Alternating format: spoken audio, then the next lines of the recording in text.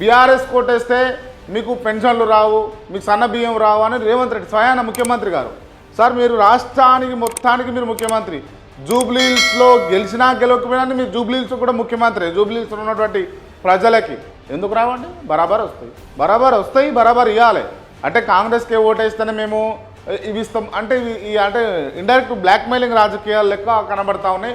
ఒక ముఖ్యమంత్రి స్థాయిలో ఉండి మీరు మాట్లాడమని అంటే కొంత మీ స్థాయిని తగ్గించినట్టుగానే అనిపించింది నాకైతే ఈ అంశాలు. ఎందుకంటే కాకపోతే మీరు ఏం చెప్పేది అంటే బీఆర్ఎస్ అధికారంలో గల్లీలో లేదు, ఢిల్లీలో లేదు. జనరల్గా అందరూ మాట్లాడుతారు కాబట్టి గల్లీలో లేదు, ఢిల్లీలో లేదు.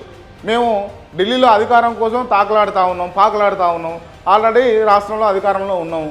ఖచ్చితంగా నేను జూబ్లీహిల్స్లో అభివృద్ధి చేస్తా ఈ పంతాలో చెప్పుకోవాలి. కానీ బీఆర్ఎస్ కోటేస్తే ఇవిఎం అవిఎం అని అంటే ప్రజలు వేసి చూపిస్తారు ఇక.